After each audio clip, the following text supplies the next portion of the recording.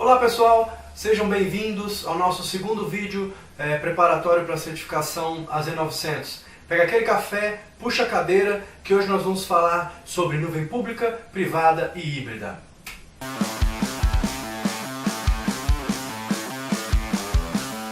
No vídeo anterior eu comentei com vocês que computação em nuvem nada mais é do que suas aplicações ou serviços sendo executadas em um ambiente em que você compartilha responsabilidades com o provedor de serviço. Mas, para ser considerado de fato um serviço em nuvem, o serviço que é oferecido a você, ele precisa obedecer 5 características básicas. A primeira característica é o que a gente pode chamar de self-service. O que isso quer dizer? Você tem que ter a capacidade de adicionar ou remover recursos a hora que você quiser, sem precisar ficar ligando para ninguém para você comprar aquele serviço. A segunda característica é que esse serviço tem que ser disponível para você através da internet. E a terceira é que tenha disponível para você um pool de recursos para que você possa ir utilizando conforme você precisar. A quarta característica, e na minha opinião uma das mais importantes, é que esse serviço tem que ter capacidade elástica. Ou seja, em um momento de pico da sua operação, você tenha condições de adicionar serviços, capacidade computacional, para que o seu serviço continue respondendo de maneira satisfatória às demandas do usuário. E por último, mas não menos importante, que você tenha a capacidade de medir o consumo e também pagar pelo consumo, ou seja, só paga pelo que usa. Eu vou falar mais sobre essas características nos próximos vídeos, mas o que você precisa entender agora é que se um provedor de serviço conseguir te entregar um serviço com essas 5 características, ele está te provendo um serviço em nuvem. Vou começar falando do modelo de nuvem pública, que é o modelo mais comum. É um modelo em que você utiliza uma estrutura compartilhada e acessível via internet. Isso quer dizer que o data center físico, a rede física, os servidores físicos, os sistemas de armazenamento físicos são compartilhados entre todos os clientes daquele provedor de serviço em nuvem. Em contrapartida, você se beneficia da capacidade de poder escalar muito mais rápido, de maneira muito mais eficiente, as suas aplicações, pois o provedor do serviço já possui os recursos provisionados e disponíveis para você começar a usar assim que precisar. Outra vantagem do modelo de nuvem pública é que você poderá controlar os custos de uma maneira muito mais eficiente, porque você só paga pelos recursos que estão em uso. Não é tudo só alegria. Embora essa flexibilidade, essa comodidade torne a nuvem pública muito atraente, existem algumas desvantagens. Porque independente da oferta que você escolhe, IaaS, PaaS ou SaaS, o provedor vai controlar parte do seu ambiente. Outro ponto que você precisa levar em consideração é que você fica restrito aos pacotes que o provedor te oferece. Por exemplo, imagina que você tem uma aplicação que tem como requisito um grande espaço de armazenamento. Você vai consumir muito disco. Porém, essa aplicação não consome muito processador. Se o provedor de serviço não oferecer um pacote na configuração que você deseja, você pode acabar tendo que aderir a um pacote com maior capacidade de processamento para satisfazer o requisito de espaço em disco. E isso acaba aumentando o custo de maneira desnecessária.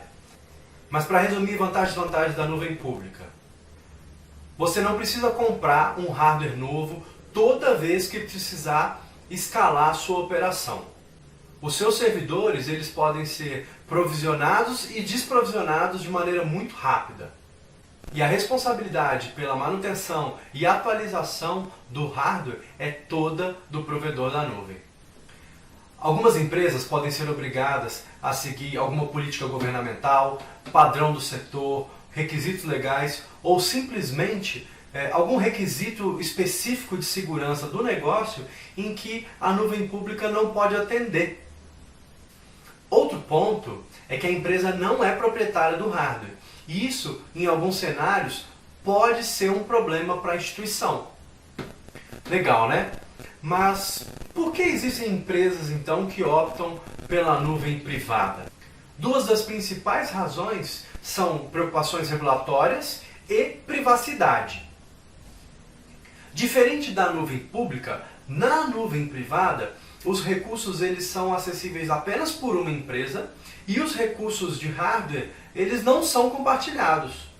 Existem regulamentos que exigem que certos tipos de dados não estejam disponíveis via internet. E neste caso, a nuvem privada é uma boa opção. Mas também existem desvantagens. Você arca com os custos necessários para ter uma infraestrutura com características de nuvem, como por exemplo elasticidade e disponibilidade, e também mão de obra qualificada para manter tudo isso funcionando. Você pode até evitar alguns desses custos contratando um provedor de nuvem privada, mas nesse caso ele vai ter acesso aos seus dados. E se isso for um problema para você, essa não é uma opção viável. Em resumo, você terá como vantagem controle total do seu ambiente e controle total dos requisitos de segurança. Como desvantagem, a nuvem privada ela não é tão ágil quanto a nuvem pública, porque você vai ter que comprar e configurar previamente a sua infraestrutura. Porque leva muito tempo desde o momento que você compra o hardware chega na empresa, você realiza as configurações até você conseguir de fato usar. Além da responsabilidade de manutenção e atualização dos hardwares. Quando falamos em comprar o hardware previamente, um ponto que você precisa levar em consideração é que, para você ter uma capacidade elástica, você compra o hardware baseado no pico da sua operação. O que também significa dizer que uma parte do investimento que você fez fica ociosa durante boa parte do tempo. O que não acontece em uma nuvem pública, porque você paga pelo uso. E para fechar esse tema, temos a nuvem híbrida, que te dá a capacidade de usar o que tem de melhor entre os dois mundos. Em um ambiente híbrido, você pode ter, por exemplo, uma aplicação sendo executada numa nuvem pública, consultando dados em um banco de dados em uma nuvem privada. Ou você pode ter uma parte da sua aplicação sendo executada na sua nuvem privada e uma outra parte, como por exemplo o front-end, sendo executada na nuvem pública. São diversos os cenários de adoção de nuvem híbrida e você deve usar sempre que necessário.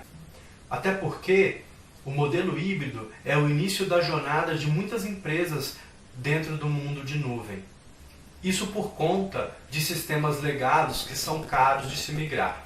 Mas nem sempre esse é o principal motivo para manter o ambiente híbrido. Muitas vezes as empresas só querem manter o controle sobre partes específicas do seu ambiente ou da sua aplicação. Entretanto, existem muitos desafios em se manter uma estrutura híbrida, como por exemplo a compatibilidade dos ambientes. Existe também a complexidade de manter esses ambientes conectados de maneira segura, com uma performance que não atrapalhe o desempenho e a performance das aplicações.